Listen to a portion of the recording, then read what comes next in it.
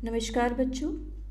आज हम कक्षा 3 की पुस्तक रिमझिम का पाठ 11 मीरा बहन और बाघ पढ़ेंगे। इस कहानी में हम मीरा बहन के बारे में पढ़ेंगे कि उनका जो जन्म है वो किसी दूसरे देश यानी इंग्लैंड में हुआ और वो गांधी जी के विचारों से इतनी ज़्यादा इन्फ्लुएंस हो गई, इतनी ज़्यादा प्रभावित हो गई कि वो अपना वहाँ का सब कुछ छोड़ छाड़ के जो है भारत यानी इंडिया आ गई और यहीं पे जो है लोगों की सेवा करने लगी। तो चलिए देखते हैं क्या है इस कहानी में। मीरा बहन का जन्म इंग्लैंड में हुआ था। इंग्लैंड जो है एक यूरोपियन कंट्री है, यूरोप का एक देश है जो कि ब्रिटेन का एक पार्ट है। गांधी जी के विचारों का उन पर इतना असर हुआ कि वे अपना घर और अपने माता पिता को छोड़कर भारत आ गई और गांधी जी के साथ काम करने लगी। तो जो मीरा बहन है उनका जन्म तो इंग्लैंड में हुआ था, किसी और देश में हुआ था, लेकिन वो गांधी जी से जो है इतनी ज़्यादा प्रभावित हो गई, उनके अच्छे कामों को देखकर इतनी ज़्यादा उनसे इन्फ्लुएंस हुई कि उन्होंने अपना घर और अपने माता पिता भी छोड़ दिए और भारत आकर बस गई और यहाँ आकर गांधी जी के साथ ही काम करने लगी।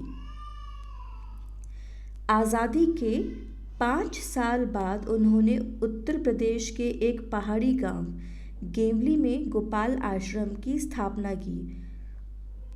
तो जब भारत आज़ाद हुआ तो भारत के आज़ाद होने के 5 साल बाद उन्होंने क्या किया कि उत्तर प्रदेश यानी यूपी में एक पहाड़ी गांव में गेवली में, यानी गेवली एक गांव है, ठीक है, जो कि पहाड़ी गांव है उत्तर प्रदेश का, वहाँ पर गोपाल आश्रम की स्थापना करी, उसकी शुरुआत करी। स्थापना यानी शुरुआत करना।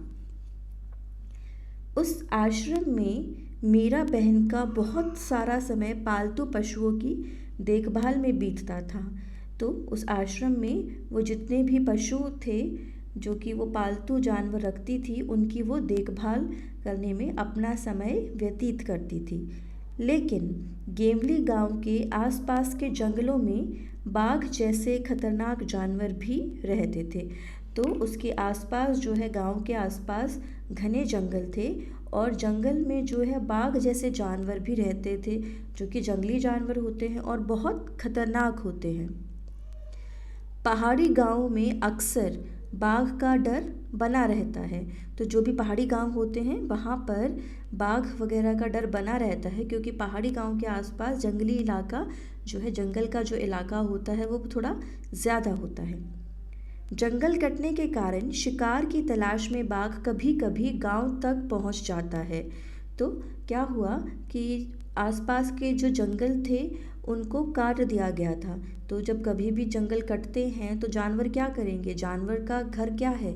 जंगल है। वो जो है खाना कहाँ से खाता है? जंगल में जो पशु पक्षी रहते हैं उन्हीं का शिकार करता है। तो जब जंगल ही नहीं रहेंगे तो जानवर भी क्या करेंगे? वो शिकार को ढूंढते ढूंढते जो है बाहर ही आएंगे ना जंगल से।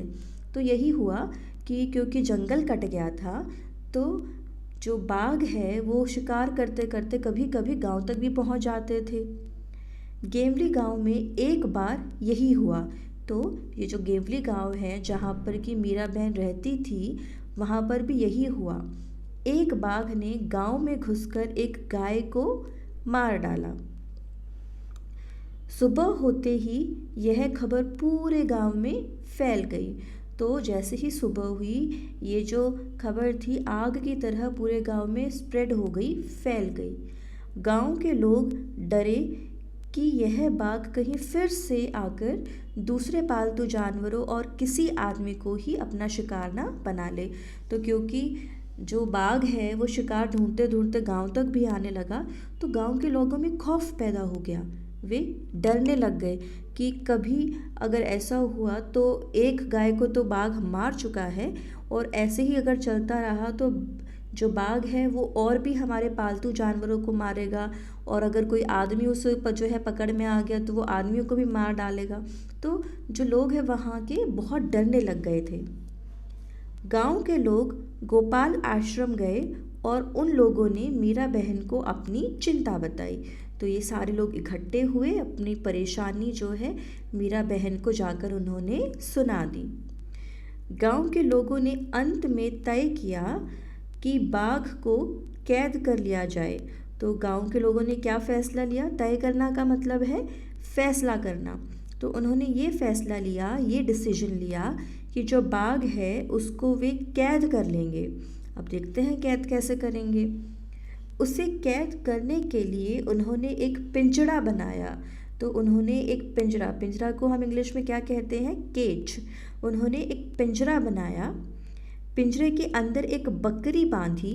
योजना यह थी कि बकरी का मिमियाना सुनकर बाघ पिंजरे की तरफ आएगा।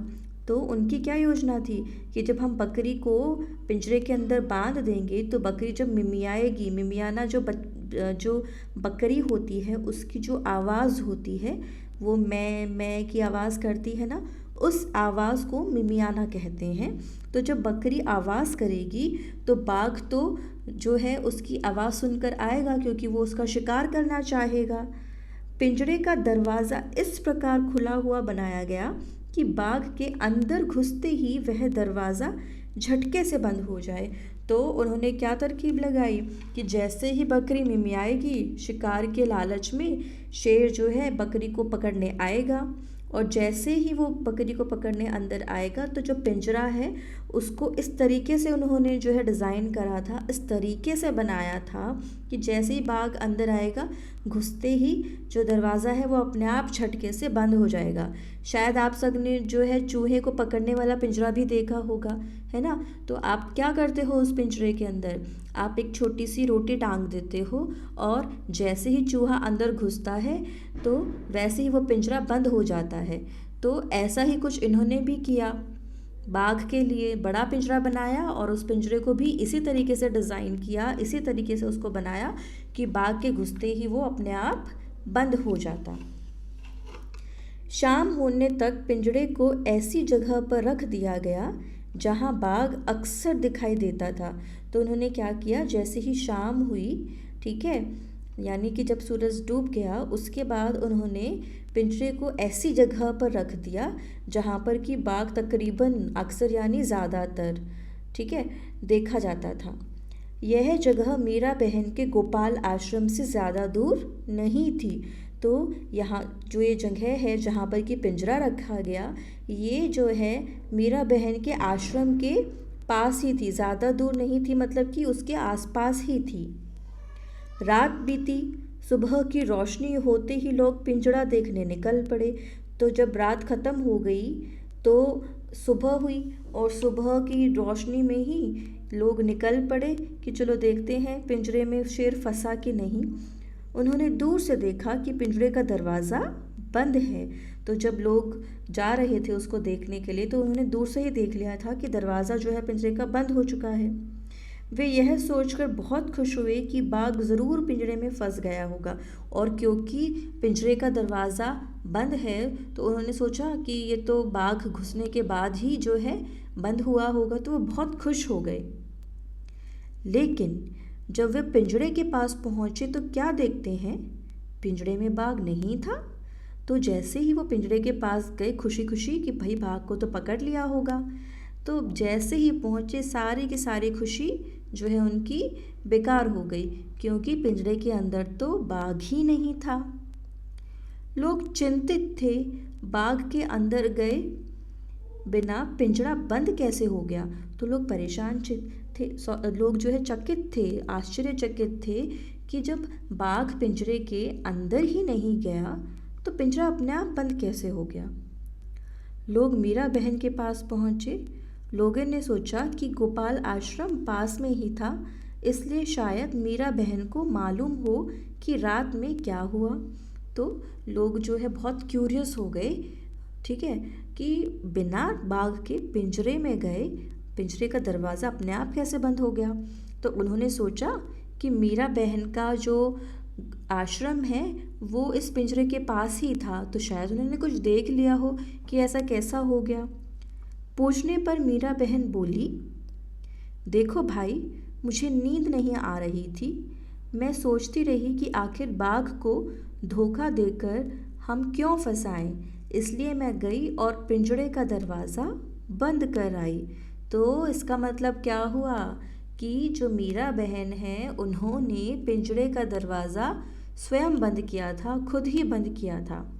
और क्यों बंद किया था? क्योंकि उनका मानना था कि हमें बाघ को धोखा नहीं देना चाहिए, हमें उसे धोखा देकर जो है इस तरीके से नहीं फंसाना चाहिए, क्योंकि आज़ादी जो है वो बाघ का भी तो अधिकार है ना।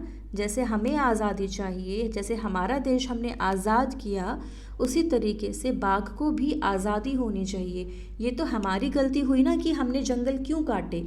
अगर हम जंगल नहीं काटते तो शेर शिकार की तलाश में जंगल से बाहर नहीं निकलता, और अगर वो जंगल से बाहर नहीं निकलता तो लोगों को इतनी परेशानी नहीं होती। ठीक है, तो ये सब सोचकर मीरा बहन ने दरवाज़ा बंद कर दिया। तो बच्चों, ये थी हमारी कहानी। तो अगली जो है वीडियो में हम इसके प्रश्न उत्तर करेंगे। ओके, आशा करती हूँ आपको ये चैप्टर मज़ेदार लगा होगा और समझ भी आ गया होगा।